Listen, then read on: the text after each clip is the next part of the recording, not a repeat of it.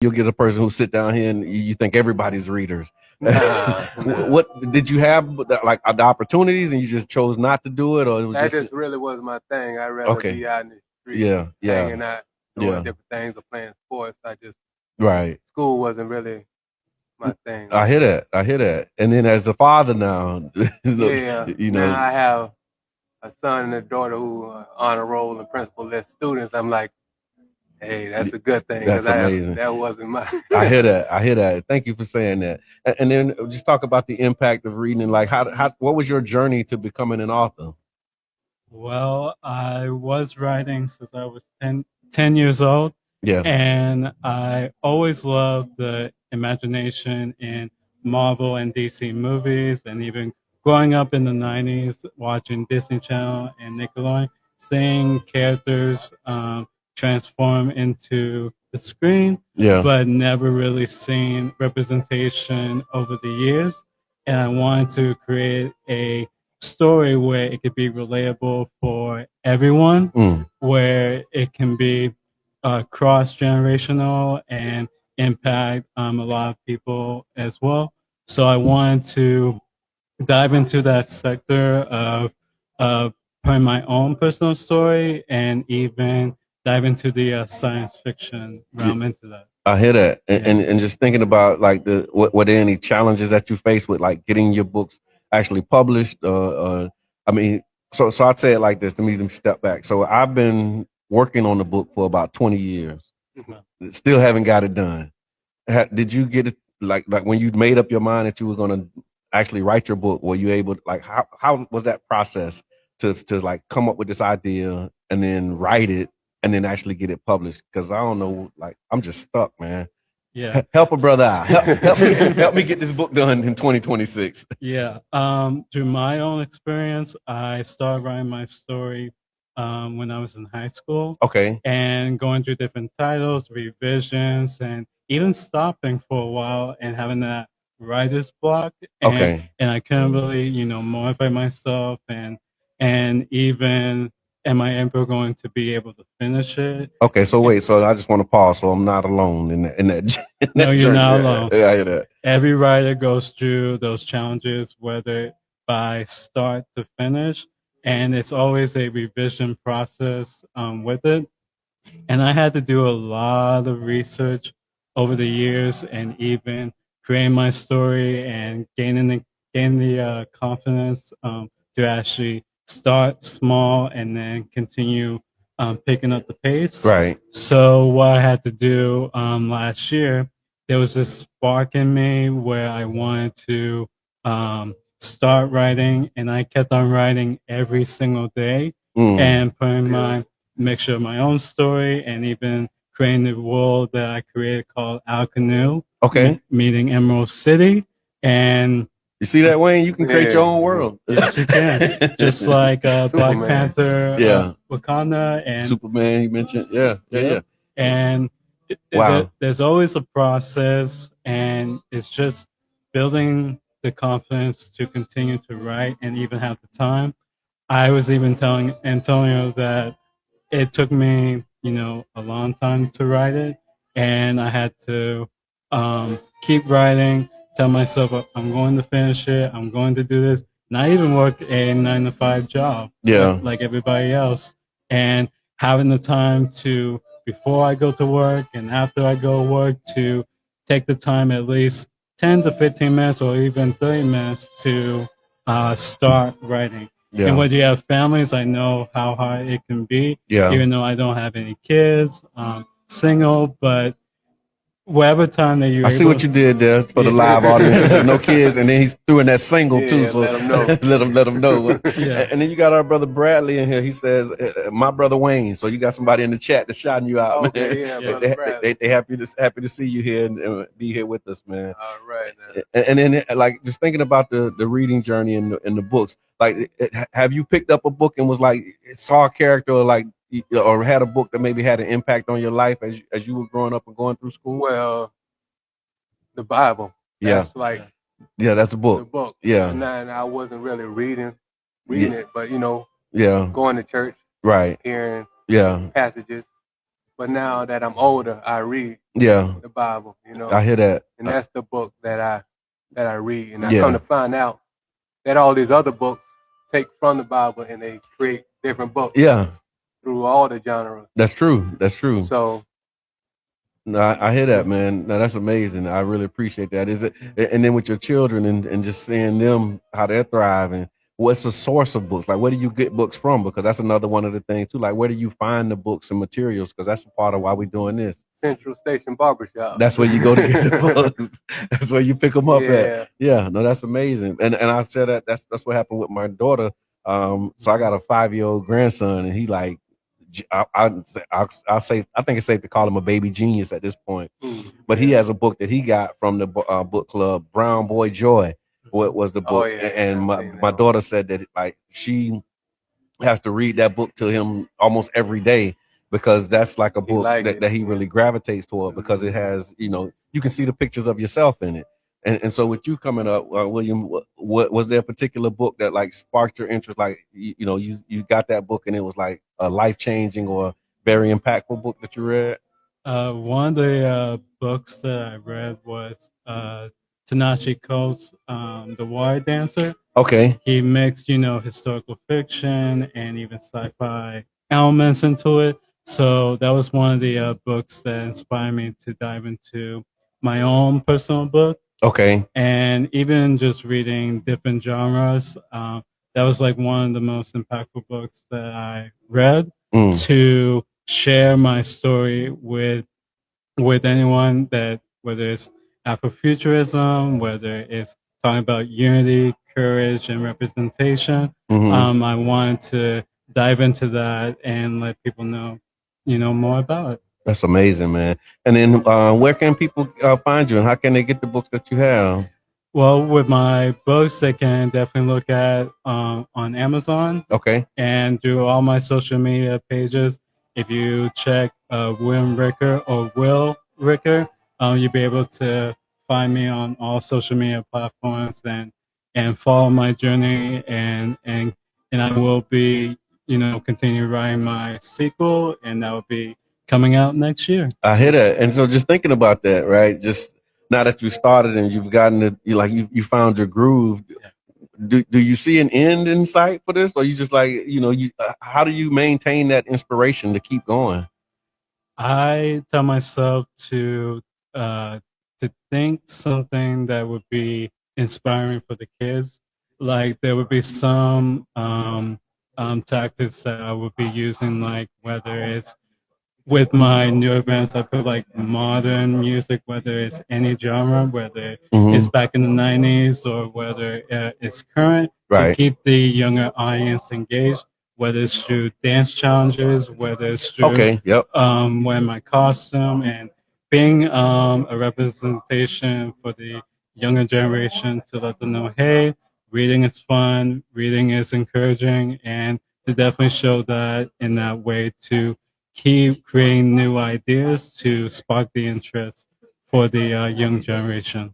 And that's what's up. And Wayne, if you had a word for somebody who might be watching this live, sitting on the couch or just scrolling through their phone, what would you say to get them to come on down and make a contribution to the book drive today? Why should they come on out?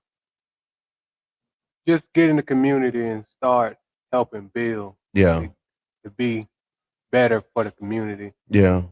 We know all the problems that go on. Right. So sometimes instead of sitting back and talking about the problem, you got to come out and actually do something about it. That's right. Get some skin in the game, y'all. And so, look, I just want to thank y'all both for the contributions that you made, the way that y'all have shown up today. And I want to thank y'all for tuning in. So it's a great work that's happening. We'll be here until 1 o'clock, so you can come over to Child's Park. They got some amazing snacks over there. Them cookies was good. I see they got the turkey thing over there. I heard Tonio say he was going to order some food a little bit later on. And so, again, I want to thank the Downtown Partnership for their partnership and connection. I want to thank the competitive readers, thank the authors, thank the board of the Competitive Readers Coalition, and thank you, the audience and the members of the community who understand the importance of reading, the importance of literacy. And we want to encourage y'all to continue to get involved. Again, you can scan the QR code if you'd like to make a contribution. You can also go to the website. We have a link for that in the chat for you. And again, I want to thank you all for tuning in. Antonio, you got a final word you want to give to the people, man? Yeah, man, I want to say something. Come on in. Look, we about to land the plane, man. All right. So welcome back for those who were tuning in early. If you missed it, we do have the founder and CEO of the Competitive Readers Coalition here, Mr. Antonio Brown. What's the final word for the people, man? Yeah, man, I just want to say, literacy is very important. It's a crisis that we must address. I think that we put a lot of other, I would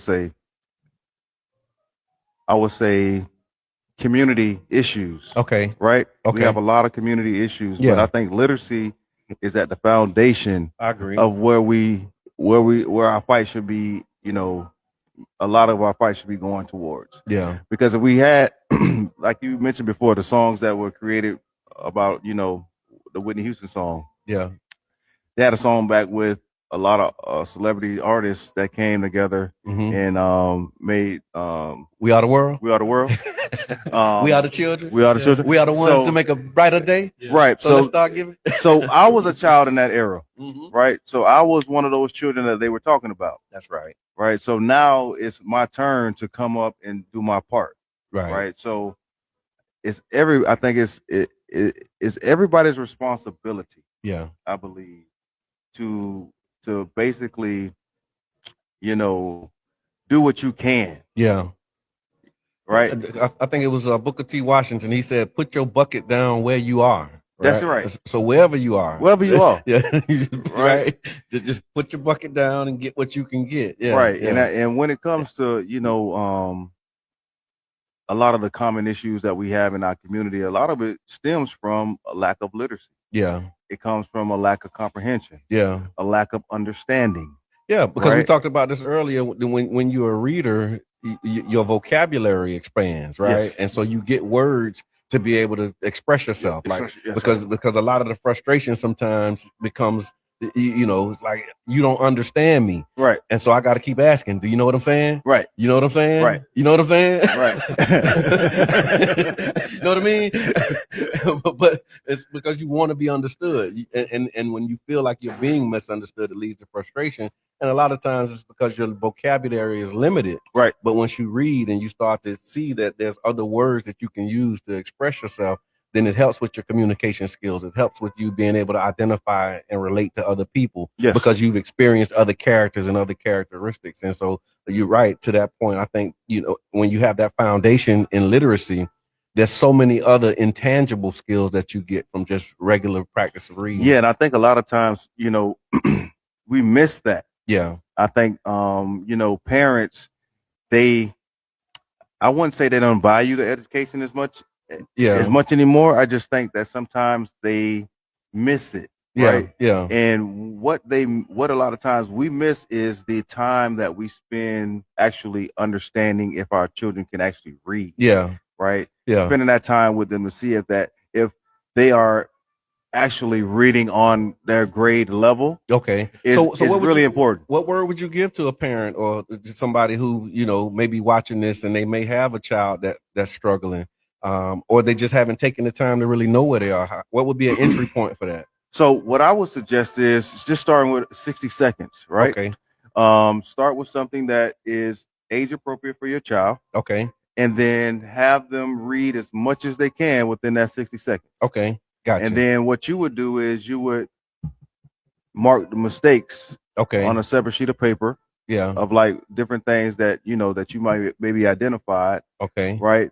While they were trying to read within that 60 seconds. Yeah. Right. So you may give them a paragraph or a short phrase to read, and then you can identify how many mistakes that they make. Right. And then what you do is you practice after that so that those mistakes become asinine and they become limited. Yeah. Right. Or gone. Right. Right. Right. So yeah, we want to make sure that we are able to start with something small. 60 seconds is all you need to have them read to you, and then you will be able to identify some areas where you can, as a parent, help your child achieve better reading scores. William, have you anything that you'd like to add to that? With that, have a child to pick up a book that that interests them. Okay. Yep. Whether it's sports, whether it's music, whether it's any subject, let them decide what they want to read age appropriately, and then let them read, like you mentioned, for like 30 seconds or a minute or even 30 minutes, so they can let you know what they learned, what they liked about it, and that will get them an understanding of enhancing their reading literacy and be comfortable with reading. Right. And then I know we talked about electronics, and I told y'all we was about to leave, but this is just like really good right now, and it's interesting to me. What do you think about? What's your take on like the Kindle books, right? Like electronic books as compared to, I don't want to say versus, right, to actual physical books. Is there a difference in the experiences, and what are your thoughts on that? So one of my things next year in one of our programs will be with Kindles. Okay. We would like to get Kindles. Okay. And have audiobooks subscribed on the Kindles when we get them. So we're looking for sponsors for next year for that. To actually not substitute books. Yeah. But kids and adults and humans, we all learn differently. Yeah. Right. So sometimes a kid may not want to read, but they'd be willing to listen to the book. Okay. Right. Gotcha. So now we've again identified areas, right, where some children may not want to read out loud. Okay. Right. So what we do is we try to figure out other areas where they'll be still able to, participate in reading. They're still able to learn. They're still able to read the book, but they can read along with the hearing. Right. Right. So now you add the book in front of them, and now they have a hearing component. It's right. multiple Audio. forms of engagement. Now you have So now they have the book and the audio, and then they can do both. Right. So now they can read along as the audio is going. Okay. That'll also help them to become better readers as well. William, what do you think? Kindles and just the technology. Do you have a preference or any suggestion? Talk to me. Well, with Kindle and physical books, there's different learning mechanisms that a child can, whether they want to listen, whether they want to actually pick up a physical copy. And as you can see, that I have different styles for middle school and children. I see, whether they want to pick up something small or whether they want to actually listen. So that was intentional, because I see you got a small book for the smaller ones, a medium book for the middle school, and then a bigger book for the high school. You did that on purpose. Yes, I did. Yeah. And even with digital, and I have not tried the audiobook as of yet, because there's a different way that you have to do it. But I've been hearing that it's a bigger outreach for audiobooks, and even with the digital, because not everybody will want to pick like an actual physical book. Yeah. But people have their own different experiences of what they want to learn. And so what I did was use those different ways to share my story. That way it could be age appropriate and for them to be comfortable with reading. So there's no different of how to let a child read. Right. It's about inspiring them, motivating them, and let them know that, hey, just take your time and be able to read. Right on. All right, Mr. Brown, final thoughts. Final thoughts, man. Again, we're trying to not only raise competitive athletes, but competitive readers. Yeah. All right. Yeah. So that's my final thought. I hear for that today, loud and man. clear. We're not trying to raise competitive athletes, just competitive athletes, but competitive readers and children in those classrooms. And if you'd like to tap in and really make a tangible impact, like the Downtown Partnership said, something that you can actually do today and not just think about it or push it around in your mind, you can actually grab some books, bring some books over to the Child's Park Recreation Center. We'll be here until 1 o'clock with the Competitive Readers Coalition. I want to thank you, Mr. Brown, for all that you do. Thank you, Mr. Ricker, for the inspiration that you're giving, the insight that you're giving to everybody in the community, and all of the partners, all of the friends. And thank you to the Tampa Bay Breakfast Club. And we out. That's right. Thanks, Tampa Bay Breakfast Club.